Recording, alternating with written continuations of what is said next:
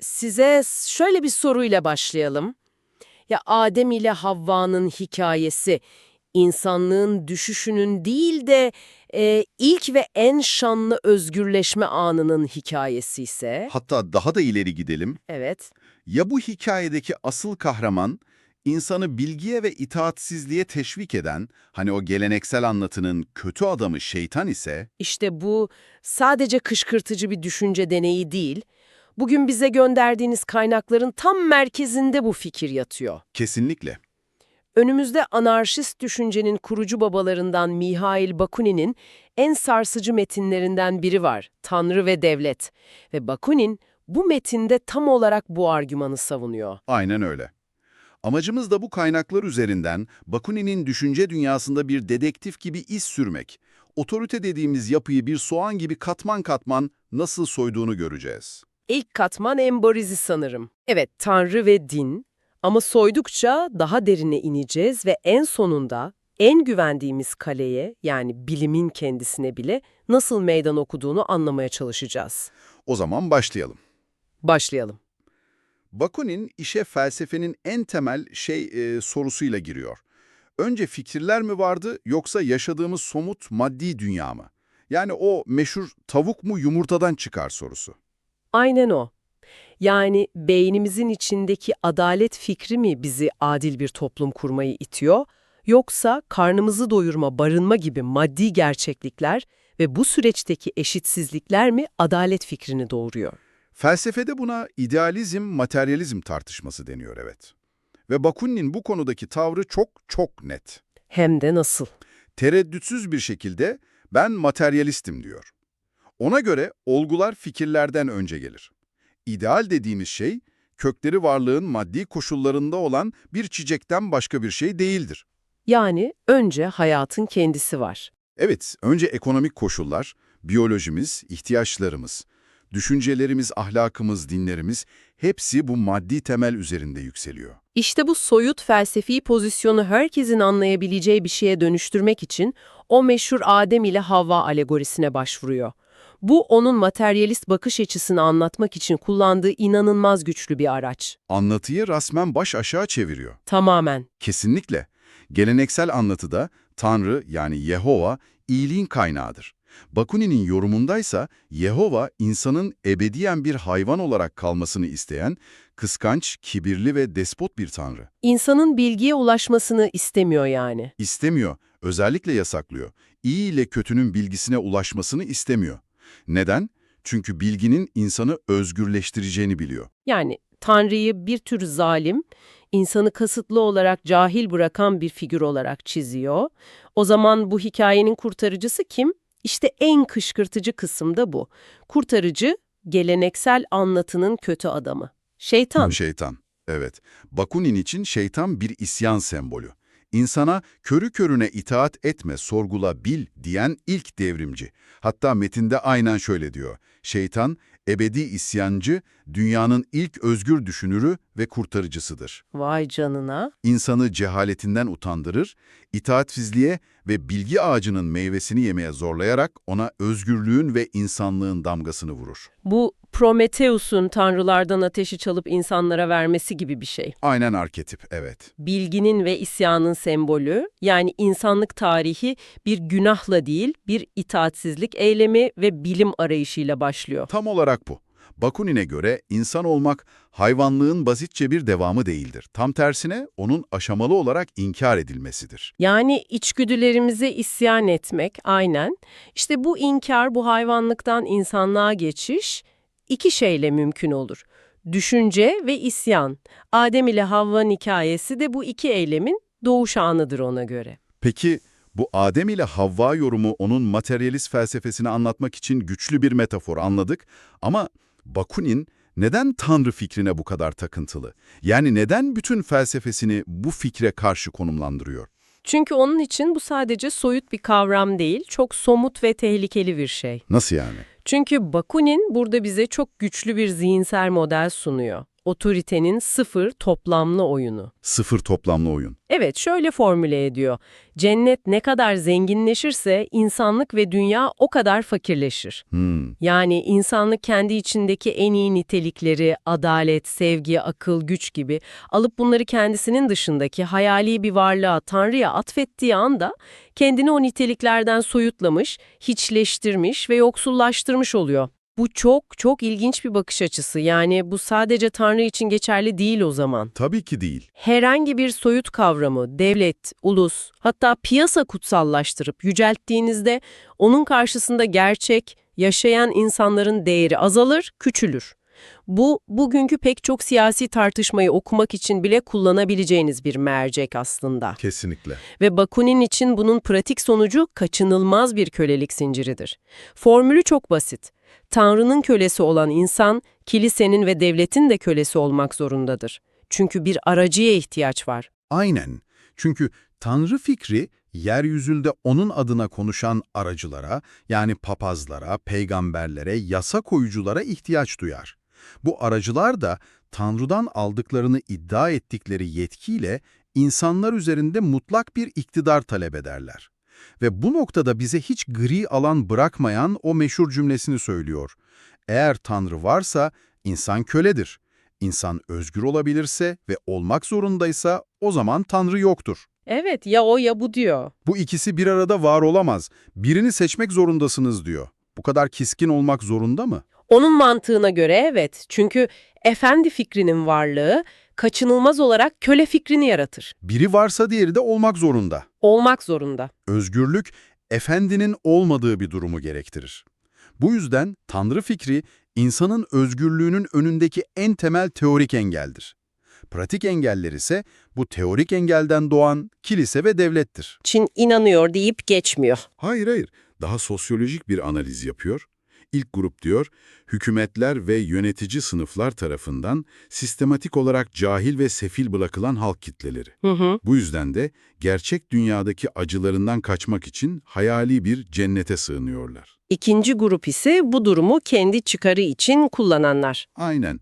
Halkı kontrol altında tutmak, sömürmek ve kendi iktidarlarını meşrulaştırmak için dine bir araç olarak ihtiyaç duyan yönetici ve sömürücü sınıflar.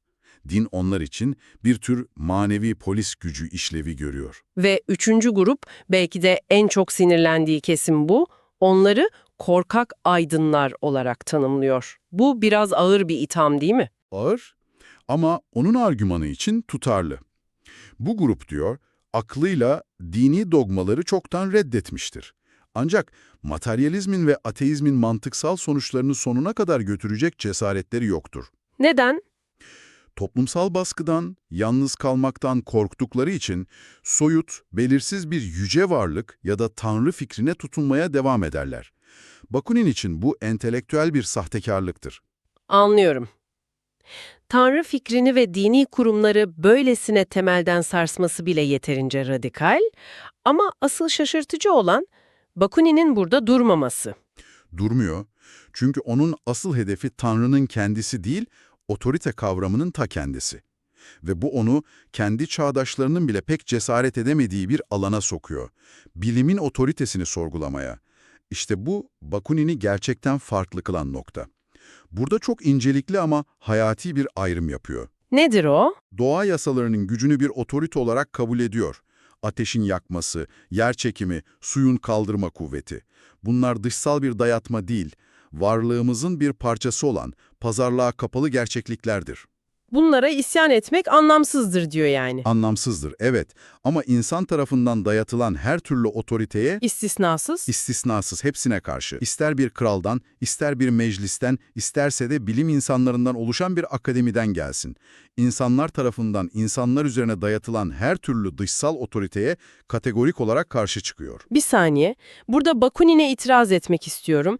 Bilim insanlarının yönettiği bir toplum en azından kararlarını verilere, kanıtlara dayandırmaz mıydı? Evet, kulağa hoş geliyor. Yani günümüzdeki siyasi kutuplaşma, popülizm ve cehaletle kıyaslandığında bu bir ütopya sayılmaz mı? Neden buna bu kadar şiddetle karşı? Bakunin tam da bu rasyonel ütopya fikrinin en büyük tehlike olduğunu söylerdi. Çünkü ona göre sorun yöneticilerin niyeti değil, gücün kendisinin doğasıdır. Peki, Bunun bir felaket olacağını 3 temel nedenle açıklıyor. Birincisi, diyor, insan bilimi daima ve zorunlu olarak eksiktir. ne demek bu? Bilim sürekli gelişiyor sonuçta. Evet, ama hiçbir zaman tamamlanmış olmayacak.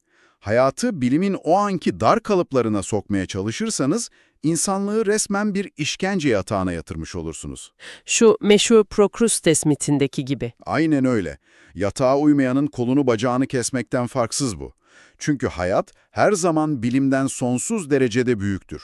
Yaşamın karmaşıklığını, öngörülemezliğini, o kendiliğindenliğini bilimin formüllerine hapsedemezsiniz. Peki, diyelim ki hapsetmeye çalıştık. İkinci itirazı ne? İkinci itirazı daha da temel. Diyor ki, bir toplum anlamadığı bilimsel yasalara sırf bir akademi öyle empoze ettiği için sorgusuz sualsiz uyarsa, o toplum insanlardan değil, hayvanlardan oluşmuş bir toplum olurdu. Neden? Çünkü sorgusuz itaat, insanı insan yapan düşünce ve isyan yeteneğini ortadan kaldırır. Özgürlük, anlamadığın bir kurala uymak değil, anladığın ve içselleştirdiğin bir prensibe göre hareket etmektir. Ve üçüncüsü, gücün yozlaştırıcı doğasıyla ilgili o klasik anarşist argümanı. Kesinlikle. Belki de en önemlisi bu. Ona göre ayrıcalık insanın aklını ve yüreğini öldürür.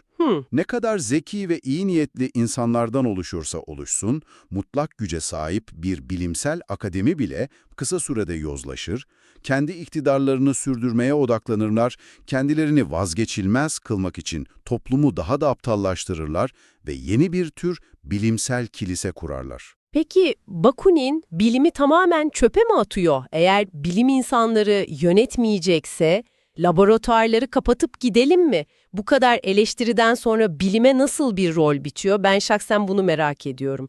Bu sorunun cevabını çok net veriyor ve bu onun düşüncesinin ne kadar dengeli olduğunu gösteriyor aslında.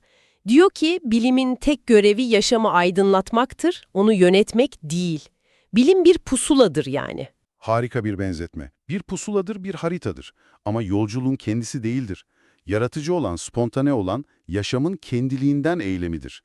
Bilim bize yolu aydınlatır ama o yolda nasıl yürüyeceğimize, hangi patikalara sapacağımıza hayatın kendisi karar vermelidir. Bu günümüzdeki büyük veri takıntısına çok benziyor. Her şeyi optimize etmeye, algoritmalarla en verimli kararı almaya çalışıyoruz. Bakunin bugün yaşasa, hayat bir Excel tablosu değildir, bırakın biraz dağınık kalsın derdi herhalde. Muhtemelen tam olarak bunu söylerdi. Verimlilik adına insan özelliğini yok eden her sisteme karşı çıkardı. Bu iyi otoritenin bile tehlikeli olabileceği fikri, bizi Bakunin'in bir başka çarpıcı iddiasına, bir başka paradoksuna getiriyor. Evet. Teoride en yüce, en soyut, en idealist görünen sistemler, pratikte en kaba, en acımasız materyalizme yol açar. Bu ilk bakışta mantığa aykırı duruyor. Bir çelişki gibi değil mi? Aynen. Nasıl oluyor da en ruhani idealler en vahşi sonuçları doğuruyor? Ama Bakunin bunun kaçınılmaz bir dinamik olduğunu düşünüyor ve bunu kanıtlamak için bize tarihsel örnekler sunuyor. Mesela Antik Yunan ve Roma'yı karşılaştırıyor. Ona göre Yunanlılar daha materyalist bir başlangıç noktasına sahipti. İnsan odaklı, doğa odaklı, daha gerçekçi bir medeniyet kurdular ve sonuçta daha insani, daha yaratıcı bir kültür ürettiler. Peki ya Romalılar, onlarınki daha soyut ideallere dayanmıyor muydu? Hukuk, devlet, cumhuriyet gibi. İşte tam da bu yüzden Roma, hukukun soyutluğuna, devletin kutsallığı idealine odaklandı. Sonuç ne oldu? Fetih, kölelik. Fetih, kölelik, kitsel katliamlar ve en kaba maddi zenginlik hırsı. Soyut devlet ideali milyonlarca gerçek insanın hayatına mal oldu. İdeal ne kadar yüceyse pratik o kadar acımasızlaştı. Ve bu karşılaştırmayı kendi çağına da taşıyor sanırım. Evet, benzer bir analizi 19. yüzyıl İtalya'sı ve Almanya'sı arasında yapıyor. Ama en güçlü örneğinin kilisenin kendisi olduğunu söylüyor. Tabii en bariz örnek. Düşünün, teoride yeryüzündeki en ruhani, en manevi, en idealist doktrini vaaz ediyor. Peki pratikte ne yapıyor? Yüzyıllar boyunca en büyük maddi zenginlik, toprak ve dünyevi iktidar peşinde koşuyor. Engizisyonlar kuruyor, savaşlar çıkarıyor. Aynen öyle. Bu, idealizm ve pratik materyalizm arasındaki kaçınılmaz bağın en kanlı kanıtıdır ona göre. Yani özetle tanrı, devlet, ulusal onur, kamu refahı gibi soyut ve yüce kavramlar her zaman gerçek yaşayan insanların, yani sizin, bizim bu idealler uğruna kurban edilmesine hizmet eden birer bahane olmuştur. Tam olarak bu. Materyalizmse diyor Bakunin, tam tersi bir yol izler, başlangıç noktası dürüsttür, hayvanlıktan yani maddi gerçeklikten yola çıkar. Ama hedefi yücedir, insanlığa yani özgürlüğe ulaşmayı hedefler. İdealizm ise tam tersi, başlangıç noktası yücedir, kutsallıktan, tanrısallıktan yola çıkar ama varış noktası en alçak olanıdır, kitleleri köleleştirmeye ve sömürmeye varır. Başlangıç noktaları varış noktalarını tamamen tersine çeviriyor. Tersine çeviriyor. Bugün Mihail Bakunin'in dünyasında gerçekten sarsıcı bir yolculuk yaptık. Adem ile Havva'nın isyanını insanlığın başlangıcı olarak yeniden okuduk, Tanrı fikrini bir sıfır toplamlı oyun olarak analiz ettik ve en sonunda bilimin bile bir tiranlığa dönüşebileceği uyarısıyla yüzleştik.